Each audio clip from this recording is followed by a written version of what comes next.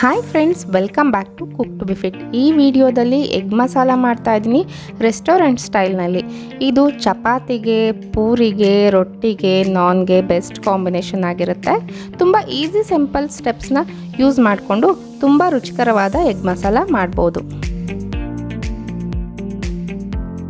ಮೊದಲನೇದಾಗಿ ಮಿಕ್ಸಿಂಗ್ ಜಾರ್ಗೆ 4 form tomato ಹಾಕ್ಕೊಳ್ತಾ ಇದ್ದೀನಿ. 2 ದೊಡ್ಡ ಸೈಜ್ದು ಈರುಳ್ಳಿ ಹಾಕ್ಕೊಂಡು ಈ ರೀತಿ ಪ್ಯೂರಿ ಮಾಡ್ಕೊಳ್ತಾ ಇದ್ದೀನಿ.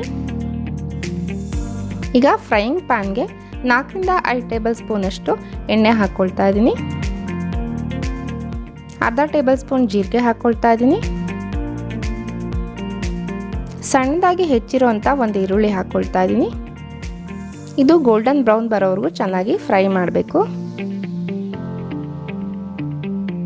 ನೋಡಿ, ಈ ರೀತಿ ಚೆನ್ನಾಗಿ ಫ್ರೈ ಮಾಡಬೇಕು. 1 ಟೇಬಲ್ ಸ್ಪೂನಷ್ಟು ಶುಂಠಿ ಬೆಳ್ಳುಳ್ಳಿ ಪೇಸ್ಟ್ ಹಾಕ್ಕೊಳ್ತಾ ಇದ್ದೀನಿ. ಹಸಿ ವಾಸನೆ ಹೋಗೋವರೆಗೂ ಚೆನ್ನಾಗಿ ಹುರ್ಕೋಬೇಕು. ಇದನ್ನು ತುಂಬ ಟೇಸ್ಟಿಯಾಗಿರುತ್ತೆ ಎಗ್ ಮಸಾಲ. ನೋಡಿ, ಈ ರೀತಿ ಚೆನ್ನಾಗಿ ಫ್ರೈ ಮಾಡ್ಕೋಬೇಕು. ಈಗ ಈರುಳ್ಳಿ ಚೆನ್ನಾಗಿ ಫ್ರೈ ಆಗಿದೆ. ಹಸಿ ಮೆಣಸಿನ್ಕಾಯಿ ಹಾಕ್ಕೊಳ್ತಾ ಇದ್ದೀನಿ. ಅರ್ಧ ಟೇಬಲ್ ಸ್ಪೂನಷ್ಟು ಖಾರದ ಪುಡಿ ಹಾಕ್ಕೊಳ್ತಾ ಇದ್ದೀನಿ. ಇದು ಕೂಡ ಚೆನ್ನಾಗಿ ಫ್ರೈ ಮಾಡ್ಕೋಬೇಕು. ಈಗ ಟೊಮೊಟೊ ಈರುಳ್ಳಿ ಪ್ಯೂರಿ ಹಾಕ್ಕೊಳ್ತಾ ಇದ್ದೀನಿ. ಇದು ಹಸಿ ವಾಸನೆ ಹೋಗೋವರೆಗೂ ಚೆನ್ನಾಗಿ ಹುರ್ಕೋಬೇಕು. ನೋಡಿ, ಈ ರೀತಿ ಚೆನ್ನಾಗಿ ಹುರಿಬೇಕು. ಇದನ್ನು ಹಸಿ ವಾಸನೆ ಇದ್ದರೆ ಚೆನ್ನಾಗಿರೋದಿಲ್ಲ ಯಾವುದೇ ಫುಡ್ ಆಗಲಿ.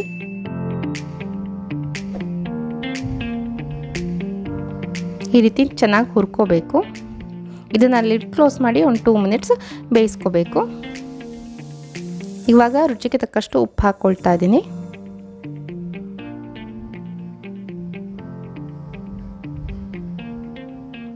ಮತ್ತು ಲಿಡ್ ಕ್ಲೋಸ್ ಮಾಡಿ 5 ಮಿನಿಟ್ಸ್ ಬೇಯಿಸ್ಕೊಳ್ತಾ ಇದ್ದೀನಿ.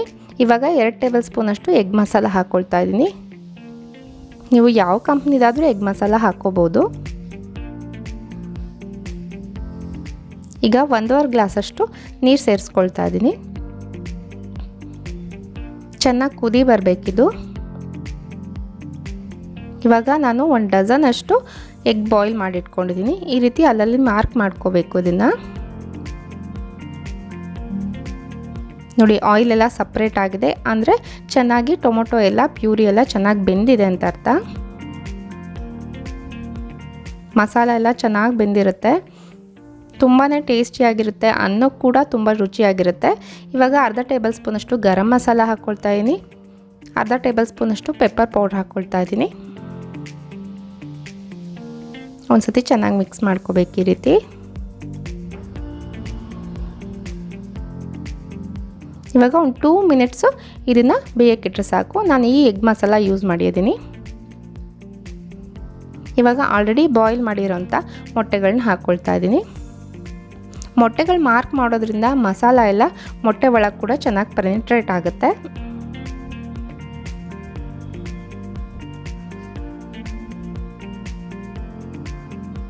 ಚೆನ್ನಾಗಿ ಒಂದ್ಸತಿ ತಿರುಗಿಸ್ಕೋಬೇಕು.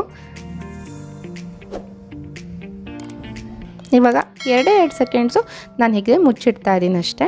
ಇವಾಗ ಕೊತ್ತಂಬರಿ ಸೊಪ್ಪು ಹಾಕ್ಕೊಳ್ತಾ ಇದ್ದೀನಿ. ಇವಾಗ ಎಗ್ ಮಸಾಲ ರೆಡಿ. ನೀವು ಈ ರೀತಿ ಟ್ರೈ ಮಾಡಿ ಹೇಗಿರುತ್ತೆ ಅಂತ ಕಾಮೆಂಟ್ ಬಾಕ್ಸಲ್ಲಿ ತಿಳಿಸಿ. Please like, share, subscribe our channel. Thank you for watching cook to be fit.